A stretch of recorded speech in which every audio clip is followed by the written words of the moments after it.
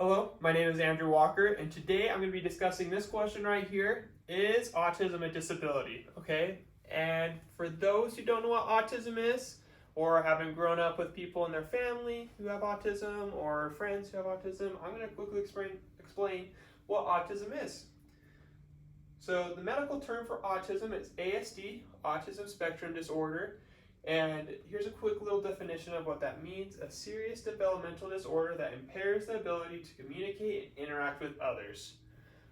So just in a general sense, it's harder for people who have autism to communicate, whether that's keeping eye contact or expressing how they really feel, or how they're wanting to tell the other person what they want or need. And this really varies on where that person is on the scale or the spectrum, okay? So on the spectrum, there's those who are high functioning and those who are low functioning. Those who are higher functioning can keep a general good conversation, just like any of us can, and almost to the point where you might not even be able to tell if they have autism or not. And then there's those who are lower, and those people with autism generally struggle to even just like communicate or even say words or make eye contact. They'll often be looking around, or they won't really have that much of a sense of being there as those with the higher functioning, okay? And here is a little pie chart of how many people in the world have autism, okay? It only shows 1%. That doesn't really seem like a lot, right? But when you put the numbers in, that's 750 million people with autism, okay? So that's quite a lot of people, all right? So if you haven't met anyone with autism, you're probably going to meet someone with autism soon enough, I believe. So this is why this is important to you, okay? Now, disability. I'm going to quickly go over disability. I looked up a bunch of definitions, and this is the best I put it in my words, was that the flaws that make up normal day-to-day interactions harder than they actually are, okay? And honestly, looking at this and the definition of autism, they look pretty similar, right? It's those interactions, those day-to-day communications that are hard for them to have. But for us, who in this world hasn't had a hard time communicating with another person, right? Who hasn't struggled keeping eye contact with someone, or who hasn't struggled with expressing really how they feel? Because these are all flaws, impairments, things that are keeping us back from truly being who we are, right? And I feel like people with autism shouldn't be the only ones judged for this, right?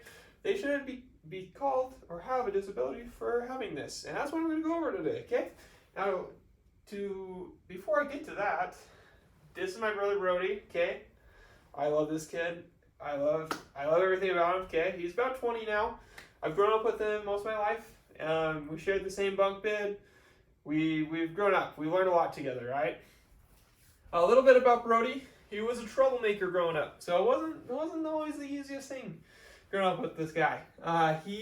One day, just like one little story I have of him, one day we were just sitting home, and he walks in with a watermelon, just a big watermelon. We hadn't bought a watermelon or gotten a watermelon anytime soon from that experience. And we're like, Brody, where'd you get that watermelon? And turns out, Brody had gone to our neighbor's house. Their door was, I guess, unlocked. So he just walked in, went to their fridge, opened the fridge, and pulled out their watermelon and took it home. He loves watermelon. That's his favorite treat. So he was gonna get it. He also ended up doing that with a gallon of milk from our neighbors too. So they really liked us. No, but how I relate this, we growing up, we also, when we were at the store with our parents, we may have stolen a candy bar and ran out the door with it, not knowing that we had to pay for it first, right? These are all experiences of us learning and growing. And Brody, it was a little harder. It was harder for him to grow and learn. But now today, he is one of the most loving, kindest people I ever know, okay? If you meet him, he'll want to know your name, he'll want to know your birthday. And then when you leave, he'll want to give you a hug, right? That's who he is. He's this loving, amazing person, okay? So, autism is not a disability, okay? And I got some points to go over to better persuade and inform you why it is not a disability, okay? First one, I'm going to talk about some famous people, okay? We all know these people, or maybe know these people. I'll go over a little bit what they're known for, okay?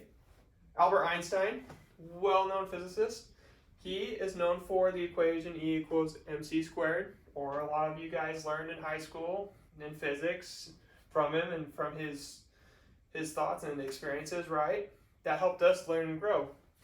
Another well-famous person, Bill Gates, co-founder of Microsoft, the biggest software ever created, and he's now one of the wealthiest men living on the earth right now, right? And then last but not least, Elon Musk. He is known for Tesla, being a CEO of Tesla, and inventing these cars that are changing transportation for all of us, right? And as well as SpaceX, which is helping explore space in a new way, right?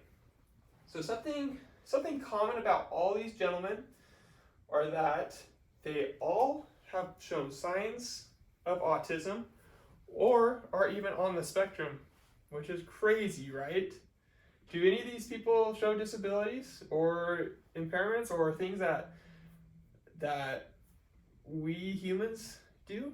Not really, right? We learn about all the good things that they are, all the many talents and great accomplishments that they have, right?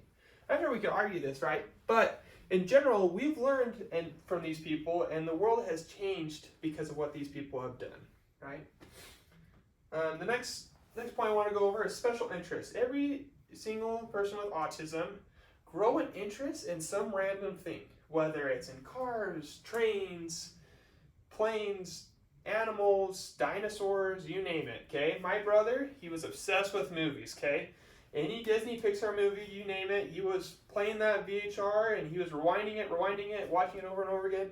Drove me insane. But he loved it, okay? That's besides the point. He loved it. So to the point where today, if you ask him any Disney movie, Pixar movie, you tell him the movie, he'll tell you the exact year and date that movie was released in theaters. Pretty crazy, right? I think this is amazing for people with autism because they'll be able to invest their talent into things that they want to learn and do in the workforce or when they in their careers, right? Let's say they're invested in cars, they're going to want to learn everything about the car, the parts, how it works, how it functions, to the point where they're able to even, help invent new cars or create new ways of transportation, right? That's what we have for autism, right?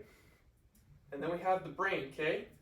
Now, people with autism, their brain is actually not damaged, as studies have shown. It's actually just different than our brain. It's wired different.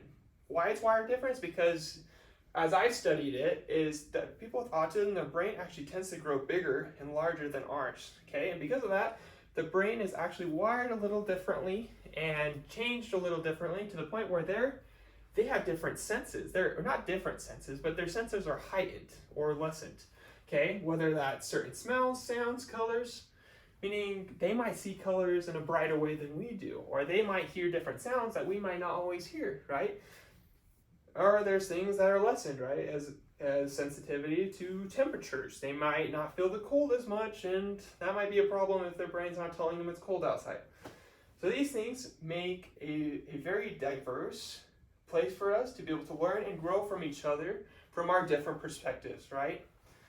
In conclusion, people with autism, as we've seen in the centuries of the people we've learned and grown from, they've done incredible things for us. They've done incredible things that we never thought they could accomplish, right? They have these special interests that they're invested in, that they want to grow in and learn in. They have their brains are wired differently. We can learn from this. Studies are still going into this. This is a very just at the iceberg, right? There's all this below that we still need to learn about their brain and how it functions and how it works to be able to learn more from them and how they work and function, right? So what I'm saying is autism is not a disability, but rather a strength, a trait, a talent, a gift that we can all learn from and grow from because they're not much different from us. But with them, we can learn and accomplish great things. Thank you so much.